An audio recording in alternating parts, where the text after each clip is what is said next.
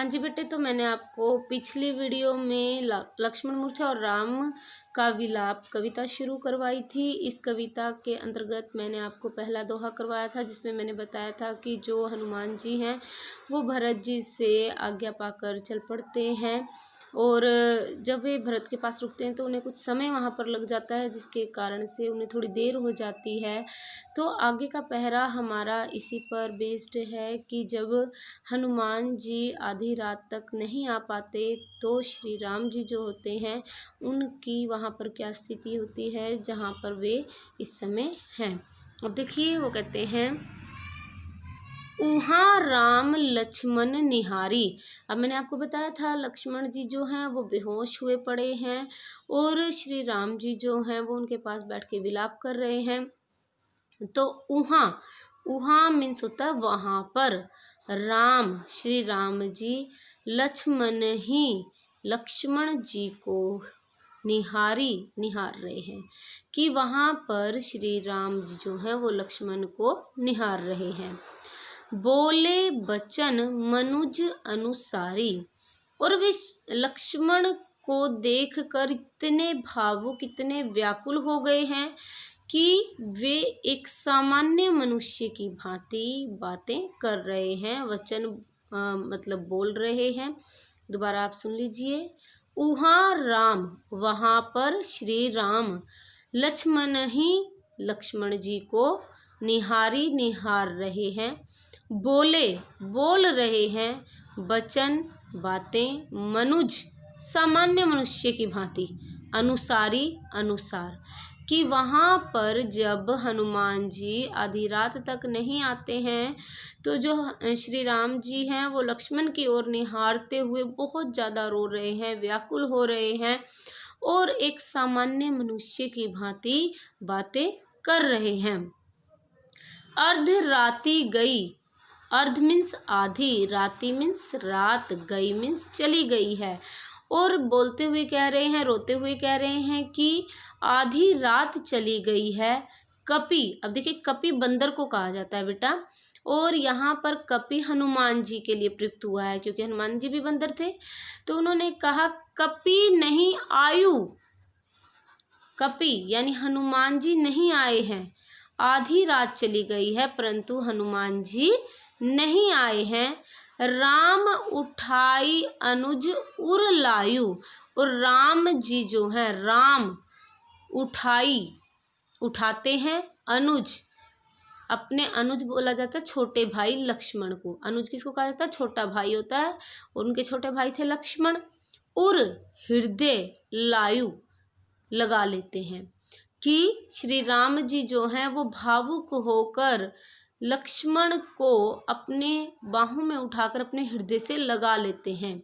दोबारा सुन लीजिए, अर्ध राती गई, आधी रात बीत चुकी है, कपि नहीं आयु, हनुमान जी नहीं आए हैं। राम उठाई अनुज उर लायु, और श्री राम जी व्याकुल होकर लक्ष्मण को अपने हृदय से लगा लेते हैं। अब वो इतने दुखी हैं। देखिए बेटे, जब कोई दुखी होता है तो व्याकुल होकर उसे पिछली बातें याद आ रही हैं श्री राम जी को, वे अपने भाई की बातों को याद कर रहे हैं और साथ साथ बोल भी रहे हैं वह भावुक होकर।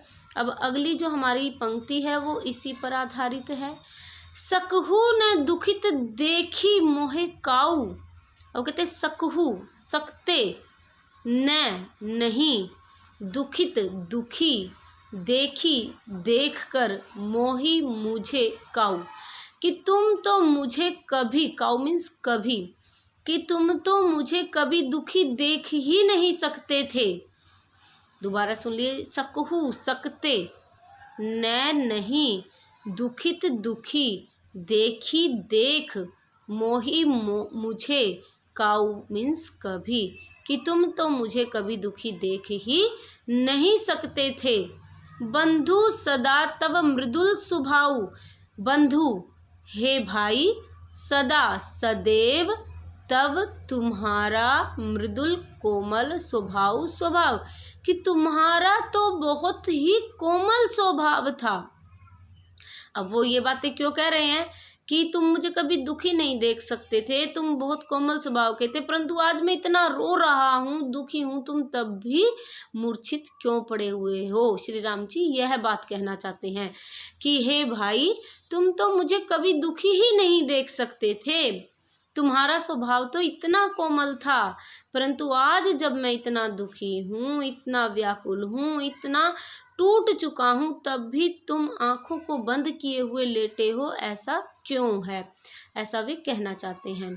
अब वो आगे अपनी बात को और ज़्यादा विस्तृत करते हुए कह रहे हैं, मम हित लागी, मम मेरे हित भलाई लागी के लिए, कि मेरे हित के लिए तजेहु पितु माता, कि तुमने तो माता पिता को भी त्याग दिया। आप सभी को पता है ना, लक्ष्मण जी को तो वनवास नहीं मिला था, परंतु वो श्री राम के खातिर वन में आए थे। तो कहते हैं कि मेरे लिए तो तुमने, मेरी भलाई के लिए तो तुमने माता पिता को भी त्याग दिया था। सहेहु और सहे, विपन भयानक, हिम ठंड, आतप गर्मी, बाता वायु आंधी, कि और तुमने मेरे लिए भयानक सर्दी गर्मी आंधियों को भी सहा है। आप सभी को पता है ना कि जंगल में रहने लगे थे तो बहुत सारी भयंकर स्थितियां बनी जिन्हें लक्ष्मण जी ने मिलकर सहा था। तो वो कहते हैं कि हे मेरे भाई, तुमने मेरी खातिर तो अपने माता पिता को भी त्याग दिया था, और मेरे खातिर ही तुमने भयानक गर्मी सर्दी आंधी तूफानों को भी झेला है, तो आज तुम शांत अवस्था में कैसे लेटे हुए हो। यानी यहाँ पर बहुत ही करुण और मार्मिक चित्रण किया गया है। ऐसा लगता है मान लो तुलसीदास जी उस समय वहीं पर मौजूद थे और श्री राम जी को सुन रहे थे, जिसका वर्णन उन्होंने अपनी रामचरितमानस के इस उत्तरकांड दोहे में बहुत ही अत्यंत सुंदर ढंग से किया है। तो मैं एक बार फिर से करवा रही हूँ इस हिंदी को, आपको ध्यान से सुननी है। तो अब बिल्कुल स्पष्ट तरीके से बताऊंगी। वहाँ पर राम, श्री राम जी लक्ष्मण ही निहारी, लक्ष्मण जी को देख रहे हैं और बोले वचन मनुज अनुसारी, और एक साधारण मनुष्य की भांति अपने वचनों को बोल रहे हैं और कह रहे हैं, अर्ध राति गई कपि नहीं आए, कि आधी रात बीत चुकी है, अभी तक हनुमान जी नहीं आए हैं। राम उठाई अनुज उर लायु, और श्री राम जी जो हैं वो अपने भाई को उठाकर हृदय से लगा लेते हैं और फिर पिछली बातों को याद करते हुए कहते हैं, सकुहु ने दुखित देख मोहे काऊ, कि तुम तो मुझे कभी भी दुखी नहीं देख सकते थे। बंधु सदा तब मृदुल स्वभाव, की है मेरे भाई तुम्हारा तो बहुत ही कोमल स्वभाव था। मम हित लागी तजेहु पितु मातु, कि मेरे हित के लिए तो तुमने अपने माता पिता तक त्याग दिए। सहेहु सहे विपन भयानक, हिम सर्दी आतप गर्मी बाता वायु तूफान आंधी, और मेरे खातिर तुमने तो भयंकर आंधी तूफानों को भी झेला है, परंतु आज ऐसा क्या हो गया कि मैं इतना दुखी हूँ तब भी तुम आराम से लेटे हुए हो, अर्थात होश में नहीं आ रहे हो। इस प्रकार श्री राम जी अपनी भावनाओं को एक सामान्य मनुष्य की भांति, जैसे एक साधारण मनुष्य होता ना, अब तुलसीदास जी तो उन्हें भगवान की श्रेणी में लेके आते हैं, परंतु कहते हैं कि अपने भाई से वियोग होने के कारण वो भी एक साधारण मनुष्य की तरह रो रहे हैं। यहाँ पे आपका दूसरा पहरा, ये जो आपका दूसरा स्टेंजा है वो खत्म होता है। आपने इसको अच्छे से पढ़ना है, ठीक है।